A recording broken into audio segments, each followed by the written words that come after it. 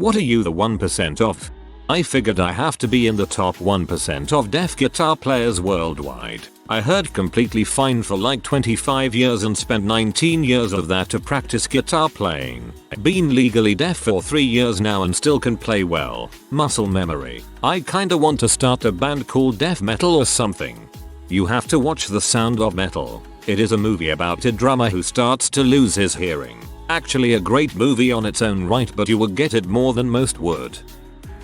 I have small intestinal cancer. The type is the same as colon cancer, but where it's located is less than 1% of worldwide diagnosis per year, but I've signed papers for 11 different oncologists to be able to access my records to see what works, what doesn't, etc. Because they just don't get enough examples of it. Kind of hit or miss on procedures to work with, which treatments first, which type of chemo, etc. I've also said that if it ever reaches a point where I'm terminal and common treatments just don't work anymore, I'm willing to go all guinea pig, depending on exactly where it is, because of the veins coming off of your mesenteric artery to feed the small intestine. It usually isn't operable, so you are strictly on chemo and radiation. If the heavy levels don't do it, then you get to go on low dose chemo daily for however long it works. Then it eventually doesn't. Currently, according to my last PET scan, the tumors have disappeared. They won't say remission, just that it seems to be dormant right now.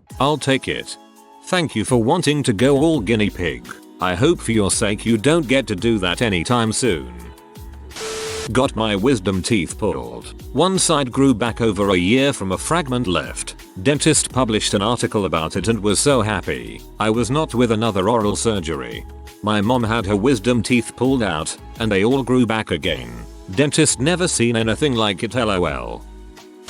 I had an ear infection travel up what would have been an otherwise asymptomatic formation of my skull called arachnoid granulation until it finally reached my cranial cavity. It took a literal team of the best doctors, end surgeon, neurologist, multiple neuroradiologists, from Northwestern University Hospital and the University of Pennsylvania to first diagnose me and then treat me. I was absurdly lucky to have a friend of the family who is a doctor who was able to call in a favor to get the entire neuroradiology team at Penn studying my numerous CTs and MRIs. The head of neuroradiology at Penn told him I have the most unique looking skull he's ever seen.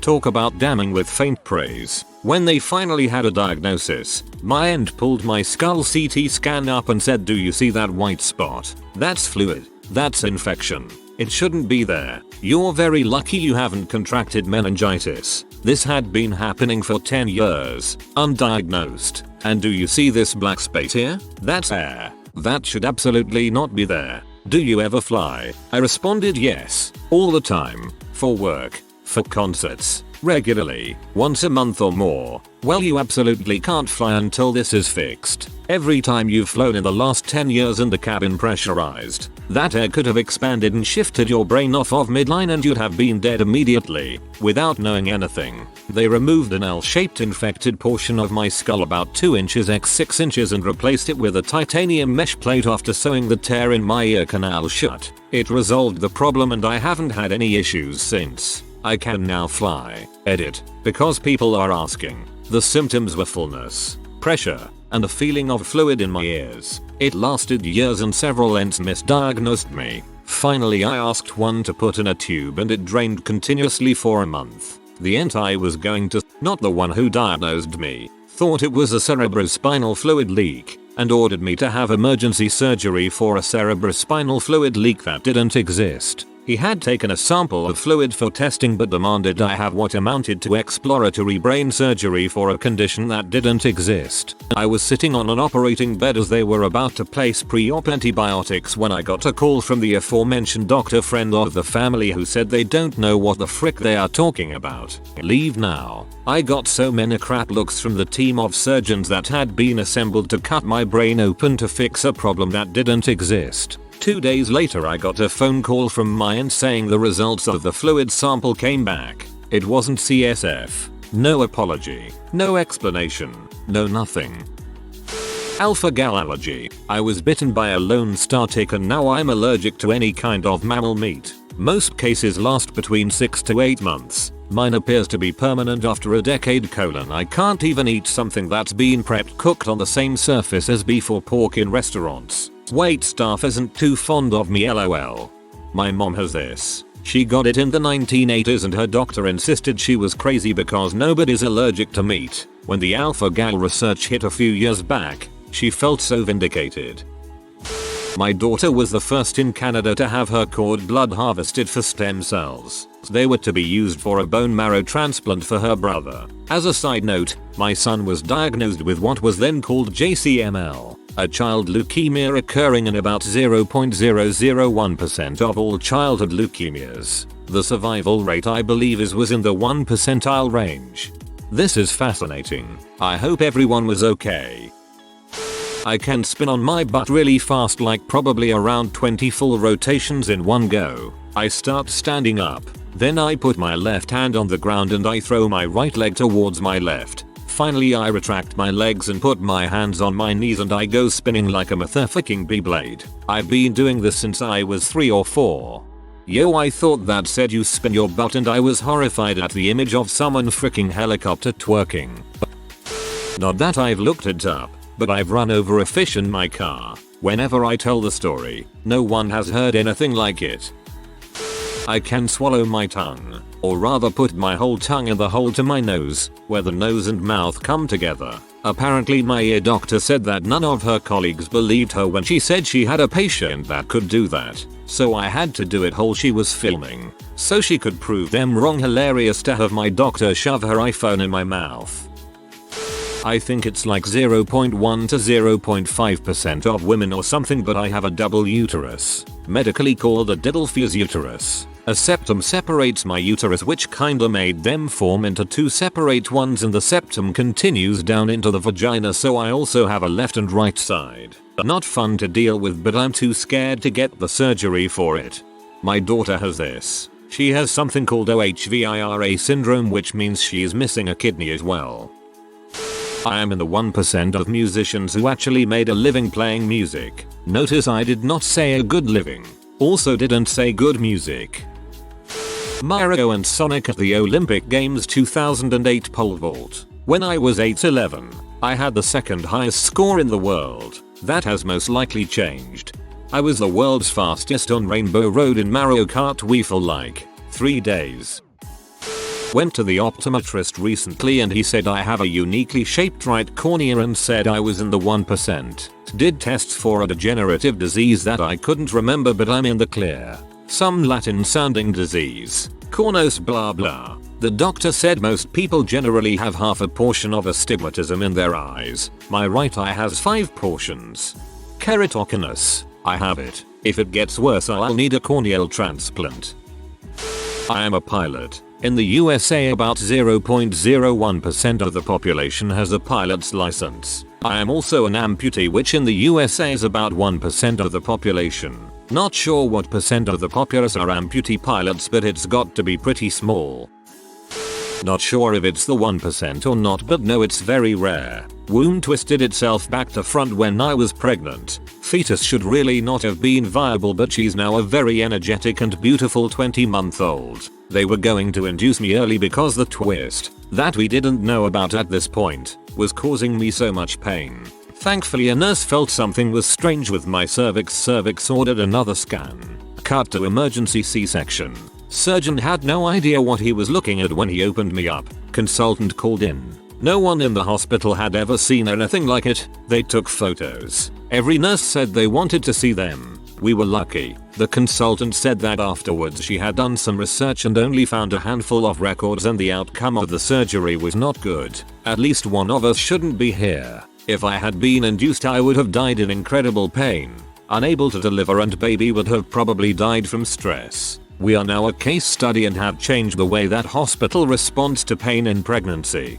I can't help but imagine a doctor with decades of experience opening your belly, screaming holy crap and taking pictures. I'm part of the 1 to 2% with red hair, except in my house where I'm part of the 80%. Me and my kids are redheads. My wife is a blonde. Typing speed. My 18-year-old son is the fastest typist I've ever seen. He told me he could type like 115 WPM and I called bulls. He went to a website and showed me like twice in a row. It sounds more like raw than actual typing. Not anymore, but I was in the top 0.0001 for Lyme infections. 1% of deer ticks carry the bacteria and 1% of cases develop heart block and Lyme carditis. I was born with a cardiac rhythm disorder. Normal heart rate for a newborn is like 130 per minute. Mine was like 30. I heard from my mother my case was so rare that several cardiologists from all over the country ditched their conferences to fly to the hospital I was in to see how to fit a pacemaker into a newborn. I'm imagining a Morpheus is fighting Neo moment countrywide with cardiologists. I've died and had 6 wisdom teeth, and ironically those two things are related. For context, my heart stopped during my wisdom teeth extraction surgery. I don't remember for how long, but the anesthesiologist said he had the needle of adrenaline in his hand when my heart started beating again. I remember them waking me up and just saying, "You gave us a little scare there," before putting me back under and completing the surgery. After I came to and was sitting in the waiting room, I had to text my dad because I couldn't talk. I think I died, in which my dad obviously freaked out because they never even told him. I need more info, please. Marathon runners. I guess it's a pretty low percentage of people who've ran one, but I've ran over 40 and still going strong, targeting being close to 50 by the end of the year. I have aphantasia. I can't form images in my mind. If I read a book, for instance, I wouldn't be able to tell you what the characters look like. My brain just doesn't work like that. I found out at 30 that other people actually visualize things in their head. I always thought it was kinda like a figure of speech or something. I think aphantasia is probably more common than we know, but it's one of those things that most people don't realize they have until they learn it's not how other people experience it. Kinda like photic sneezing. I was addicted to H for a decade. I got clean and stayed clean. 5 years later, I've never relapsed and never see it happening. They say 10% of addicts get clean and stay clean. That number has proved to be high. From my personal experience, I've been to 38 funerals in 4 years. None were anything but overdoses. I'm still here. I'm one of the ones who made it out. Celiac disease. It's estimated that 1.0% of the population of Canada has celiac disease. Approx 1 in 114 people. It's always said to be wildly undiagnosed though, so I'm not sure if that is fully true. Well, you can say out of all the people with celiac disease, you are 1% of diagnosed people. I have a syndrome where you have an extra X, female, chromosome. I have it in my blood, but I don't have any symptoms, and one of the best doctors in the UK said he has never seen or heard of this before. I'm a redhead with blue eyes, which is apparently much rarer than you think. Probably not 1%, I guess. Lame. I've got red hair with blue eyes as well. So does my dad. Or he did before his hair went grey. We both have to use all the sunscreen in the summer. I had gastroschisis. Only about 1,800 newborn babies have it each year. Look up more about it, but all I will say is that I no longer have a belly button. I was actually one of the new first surgeries for this in Australia, where they didn't leave a giant vertical scar. I took care of my wife, whom was in a persistent vegetative state for over 3 years at home by myself until she died. I didn't even ask for outside help because I wanted her to know that in no uncertain terms that she was loved 24 hours a day for the rest of get life. I fed her, bathed her, changed her, massaged her, read books to her, let her listen to classical music, talked to her non-stop from the time she woke up until she went to sleep. Told her how much I loved her at least 20 times a day, brought her to the ER literally 2 to 3 times a month, then stayed by her side for her stay in the hospital, took her out for walks in her wheelchair daily, and said I love you 100 times a day. She passed in her sleep painlessly at 4 PM Sunday morning, the 24th of June, 2018. I was by her side sleeping in my recliner and felt her pass through me and startled me awake. It was a perfect death to complement a perfect marriage and a wonderful soul. I feel blessed. I reported the man who sexually abused me as a teenager, and he was arrested. This only happens 1.2% of the time in Canada. The chances he will go to trial are 0.6%, and the chance he will be convicted is 0.3%. We will see. Still worth it. My last name. It's actually such a small number that to put it in a percent would be fruitless. My grandfather's parents came to Canada in the 1920s from Eastern Europe. A very Slavic last name. Their children, my grandfather and his siblings, decided to make the name more Canadian. It was a totally made up name. So up to that point no one else on earth had ever had that last name. I am the third generation with the name and there are only roughly 50 plus that have ever lived living with it. If you Google my last name I am the top answer, with some cousins. There aren't many fourth generation males right now, so keeping the name going may be a challenge. Dude, me too. My family came from Lithuania to the US around that time and wanted their name to be easier to pronounce in English. Neither are what I'd call easy ironically. The only people I've met who pronounce my name correctly right away are people who speak English as their second language. As far as I know, there are 8 of us in the world. Late, but I'll add it anyway, even though I'm actually in the 1.7%. I have Madelung's deformity in my left wrist, which for me resulted in my ulna and radius to form slightly bowed apart and no longer meet the wrist and hand bones. Took 20 plus x-ray sessions, many clueless doctors, and one great one, and finally a specialist bringing it international to get it diagnosed. It's barely noticeable physically, and has a few physical drawbacks that are seldom an issue. Jimi Hendrix is believed to have had it, which made him able to angle his hand in a way that made his playing unique, which is pretty dang cool.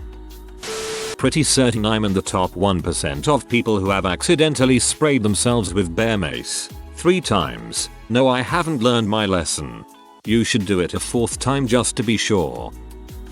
I have absolute pitch, a form of synesthesia that allows me to identify and recreate any musical note without a reference tone. The rate is supposed to be 1 in 10,000 people, but I'm pretty sure that number is higher in places with tonal languages, and in music students.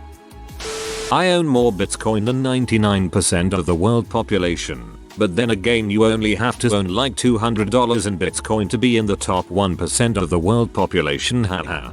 Can't you own a penny of Bitcoin and be in the top 1% since there is only 64 million active Bitcoin wallets and 8 billion people? I have a game on my phone which probably isn't accurate at all, but the game says I'm in the top 1%. I'm on level 49,060 at some point. The game just repeats levels, so I have the entire thing memorized, haha. If you are new to the channel, you can subscribe. I publish new videos every day. Until then, check another video.